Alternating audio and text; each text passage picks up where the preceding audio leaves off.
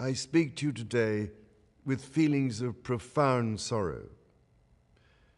Throughout her life, Her Majesty the Queen, my beloved mother, was an inspiration, an example to me and to all my family.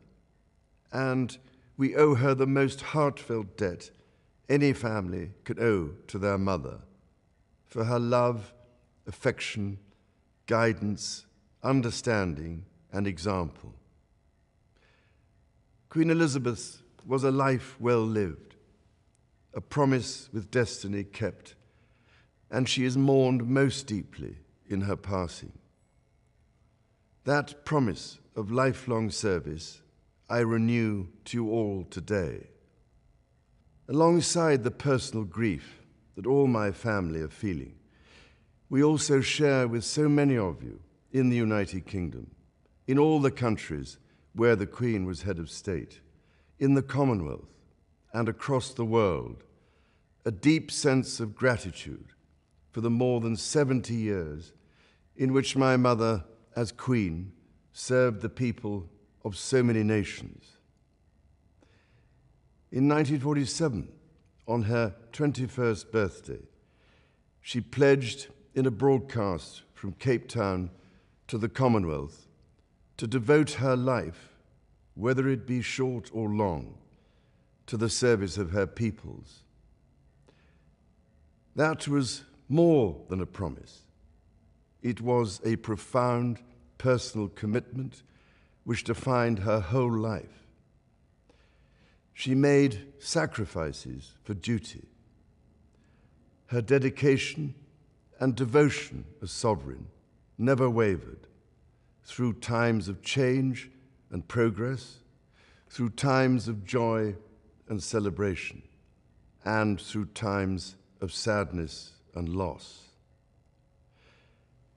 In her life of service, we saw that abiding love of tradition, together with that fearless embrace of progress, which makes us great as nations. The affection, admiration, and respect she inspired became the hallmark of her reign. And as every member of my family can testify, she combined these qualities with warmth, humor, and an unerring ability always to see the best in people. I pay tribute to my mother's memory, and I honor her life of service. I know that her death brings great sadness to so many of you, and I share that sense of loss beyond measure with you all. When the Queen came to the throne, Britain and the world were still coping with the privations and aftermath of the Second World War, and still living by the conventions of earlier times. In the course of the last 70 years, we have seen our society become one of many cultures and many faiths. The institutions of the state have changed in turn.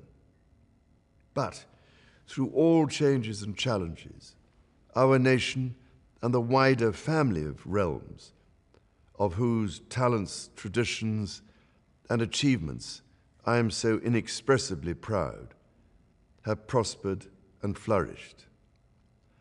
Our values have remained and must remain constant. The role and the duties of monarchy also remain, as does the sovereign's particular relationship and responsibility towards the Church of England, the church in which my own faith is so deeply rooted. In that faith and the values it inspires, I have been brought up to cherish a sense of duty to others and to hold in the greatest respect the precious traditions, freedoms, and responsibilities of our unique history and our system of parliamentary government. As the Queen herself did with such unswerving devotion, I too now solemnly pledge myself throughout the remaining time God grants me, to uphold the constitutional principles at the heart of our nation. And wherever you may live in the United Kingdom, or in the realms and territories across the world, and whatever may be your background or beliefs, I shall endeavor to serve you with loyalty, respect, and love, as I have throughout my life. My life will, of course, change as I take up my new responsibilities. It will no longer be possible for me to give so much of my time and energies to the charities and issues for which I care so deeply. But I know this important work will go on in the trusted hands of others. This is also a time of change for my family. I count on the loving help of my darling wife, Camilla. In recognition of her own loyal public service since our marriage 17 years ago, she becomes my Queen Consort. I know she will bring to the demands of her new role the steadfast devotion to duty on which I have come to rely so much. As my heir, William now assumes the Scottish titles which have meant so much to me. He succeeds me as Duke of Cornwall and takes on the responsibilities for the Duchy of Cornwall, which I have undertaken for more than 5 decades. Today, I am proud to create him Prince of Wales, Tywysog Cymru, the country whose title I've been so greatly privileged to bear during so much of my life and duty. With Catherine beside him, our new Prince and Princess of Wales will, I know, continue to inspire and lead our national conversations, helping to bring the marginal to the centre ground, where vital help can be given. I want also to express my love for Harry and Meghan as they continue to build their lives overseas.